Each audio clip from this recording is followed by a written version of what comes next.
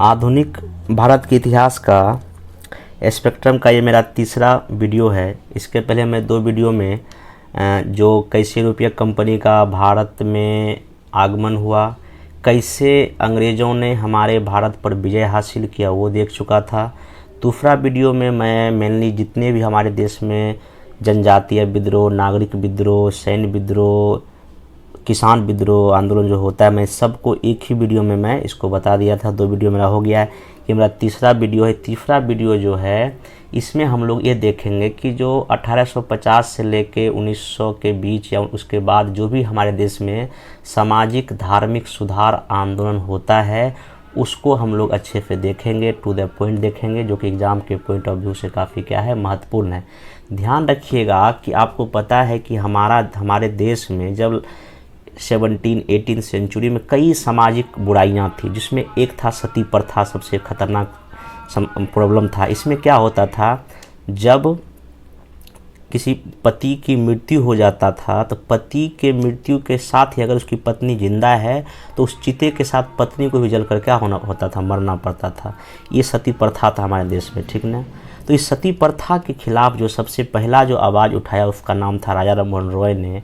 और राजा राम मोहन रॉय के ही प्रयास से 1829 में, ध्यान रखिएगा, कभी कई एग्जाम में पूछ चुका है, 1829 में जो है ना एक कानून बना, सती प्रथा कानून की ख़त्म करना है, ये कानून बना था, ठीक ना। और इसमें जो है ना इस कानून के 17 नंबर में इसको जो ना दंडनीय अपराध घोषित किया गया था, किसको, सती प्रथा को, ठीक ना। और ये पहली बार कानून कहाँ लागू हुआ, बंगाल में, ये बात ध्यान रखिएगा। फिर कहाँ लागू हुआ, मद्रास में। फिर कहाँ लागू हुआ, बम्बई में। सती प्रथा ये आप ध्यान रखिएगा, लॉर्ड विलियम बेंटिंग इन्होंने मदद किए थे, इनका ध्यान रखिए, ये बात आप इसमें ध्यान रख सकते हैं। नेक्स्ट चलिए, अगला है विधवा पुनर्विवाह। आपको पता है कि उस समय हमारे समाज में जो महिलाएं विधवा हो जाती थी उसको पुनः समाज इस बात का परमिशन नहीं देता था कि वो फिर से शादी कर सके। तो इसके फिर से महिला विधवा में विवाह हो सके, इसके लिए कई सारे व्यक्तिगत स्तर पर प्रयास किए गए, कई सामूहिक स्तर पर प्रयास किए गए। उसी में एक नाम था ईश्वर चंद्र विद्यासागर का, इसमें मैं लिख नहीं पाया हूँ, आप बोल देता हूँ मैं।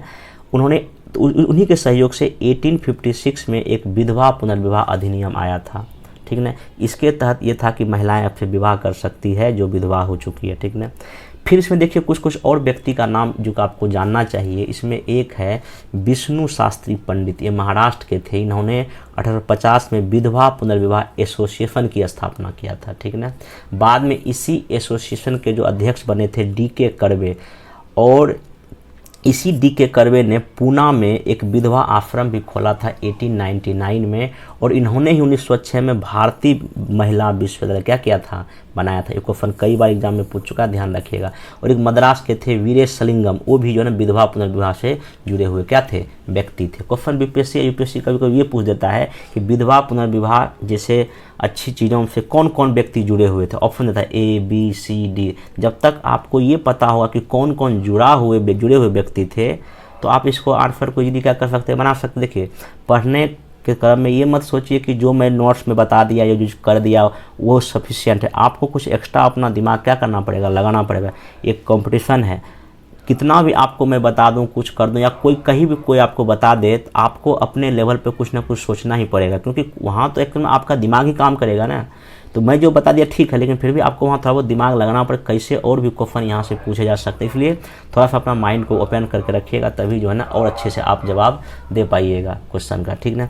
अगला देखिए, एक है बाल विवाह। आपको पता है कि उसमें हमारे देश में मुश्किल से 7, 8, 10 साल में लड़कियों का शादी हो जाता था। तो अंग्रेजों ने बाल विवाह रोकने के लिए कई प्रयास किए। उसी में एक पहला प्रयास था 1872 में नेटिव मैरिज एक्ट आया था। इसमें सिंपल कहा गया था क्या, 14 साल से कम उम्र की लड़की का शादी नहीं होगा। फिर 1891 में आया था सम्मति आयु एक्ट, ये भी इसमें कहा था 12 साल से कम उम्र का, इसमें 14 साल था, इसमें 12 साल था, 12 साल से कम उम्र की शादी नहीं होगा। ये जो आया गया था, ये जो लाया गया किसके प्रयास से, B.M. मलवारी के प्रयास से आया था, ये भी ध्यान रखिएगा। एक सबसे मोस्ट इम्पोर्टेंट है, जब लॉर्ड इरविन जब यहाँ के वायसराय थे इंडिया के, एक शारदा एक्ट आया था। क्वेश्चन कई बार पूछ चुका है, शारदा एक्ट किससे संबंधित है, बाल विवाह को रोकने से संबंधित है। इसमें क्या किया गया, लड़की का मिनिमम शादी का एज 14 साल किया गया, लड़के का कितना किया गया, 18 साल किया गया। 14 साल लड़की का, 18 साल लड़के किया गया था, ये ध्यान रखिएगा। और ये हरविलास दायक सामाजिक नेता थे, उनके ही प्रयास से जो है ना ये जो है ना शारदा एक्ट आया था। और बाकी ये 1972 में कौन था गवर्नर, 91 में कौन था गवर्नर, आप ये इसको एक बार डेटा देख लीजिएगा। आइए अगला है स्त्री शिक्षा के प्रयास। देखिए स्त्री शिक्षा में पहला प्रयास 1819 में कलकत्ता तरुण स्त्री सभा ने किया था, ईसाई मफिन ने किया था। ये और क्वेश्चन पूछा कि बेथुन स्कूल किससे संबंधित था, ये स्त्री शिक्षा से संबंधित था, ध्यान रखिएगा। फिर स्त्री शिक्षा के बारे में 1854 में जो वुड डिस्पैच आया था, जिसको कि शिक्षा का मैग्ना कार्टा हम लोग अपने देश में बोलते हैं, उसमें भी महिलाओं के जो है ना शिक्षा पर खर्च करने का बात किया गया था, देख लीजिएगा। और एक 1925 में पहली बार हमारे देश की सरोजिनी नायडू जो कांग्रेस की क्या बनी थी, अध्यक्ष बनी थी, आप ध्यान रखिएगा।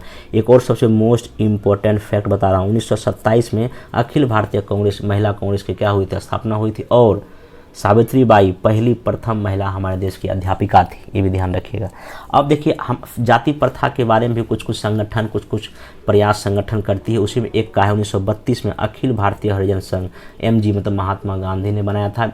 UPSC यही क्वेश्चन पूछा था, क्रम में मैचिंग में दिया था। एक और थे अखिल भारतीय अनुसूचित जाति महासंघ, कौन, BR अम्बेडकर ने, ध्यान रखिएगा। और 1920 में एक आत्मसम्मान आंदोलन हुआ था, रामास्वामी नायकर ने किया था, ये भी बात आप ध्यान में रखिएगा। अब देखिए इसमें हम व्यक्तिगत स्तर पर जो प्रयास हुए उसको और अच्छे से देखते हैं। इसमें पहला नाम है राजा राम मोहन रॉय, ध्यान रखिएगा। ये जन्म कब लेते हैं, 1772 में, डेट कब के, 1833 में। इनकी मृत्यु इंग्लैंड में हुई थी। एक और फैक्ट बोल देता हूँ, इनको राजा की उपाधि अकबर द्वितीय ने दिया था, जो कि मुगल के क्या थे, बादशाह थे, मतलब 1857 के क्रांति के पहले वो जो नेता थे, मतलब कि मुगल के शासक थे, ध्यान रखिएगा। अब देखिए राजा राम मोहन रॉय क्या क्या काम करते हैं व्यक्तिगत स्तर पे, उसको देखते हैं। 1809 में इन्होंने एकेश्वरवाद को उपहार नामक एक पुस्तक लिखा।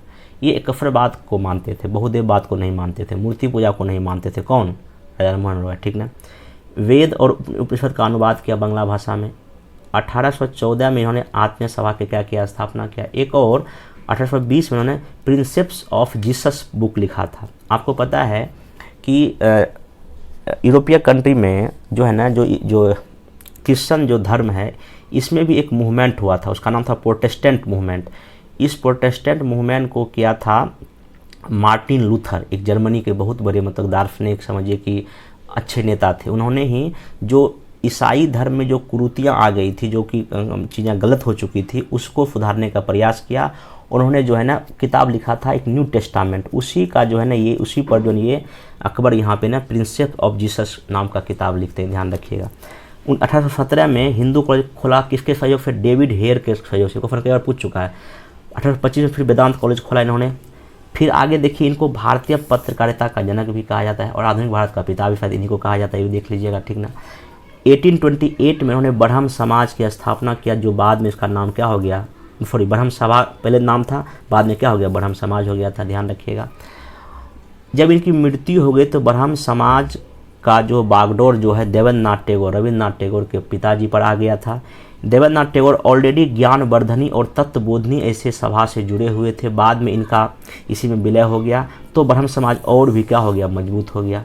आगे क्या हुआ कि देवेंद्रनाथ टैगोर ने बाद में क्या किया, एक केशव चंद्र सेन थे, उनको जो ब्रह्म समाज का क्या बनाया, आचार्य बना दिया, आचार्य मतलब प्रधान बना दिया। लेकिन क्या हुआ कि केशव चंद्र सेन जो है ना ब्रह्म समाज का जो विचारधारा था उसके थोड़ा सा विपरीत चल के अपनी बेटी का शादी कम उम्र में कर दिए थे। इससे कई सारे जो है ना ब्रह्म समाज के अनुयायी इनसे गुस्सा हो गए और केशव चंद्र सेन इस ब्रह्म समाज से अलग होकर भारतीय ब्रह्म समाज का निर्माण किया था और देवेंद्रनाथ टैगोर ने आदि ब्रह्म समाज बनाया था, ये भी ध्यान रखिएगा। और बाद में केशव चंद्र सेन ने ना भारतीय ब्रह्म समाज भी दो भाग में टूट गया, फिर एक बना था साधारण ब्रह्म समाज। इतना दूर तक नहीं आ जाएगा, लेकिन आप ध्यान रखिएगा देवेंद्रनाथ टैगोर, केशव चंद्र सेन जो है ना इसी ब्रह्म समाज से लोग क्या हुए थे, जुड़े हुए थे। आप इसमें इसको देख सकते हैं।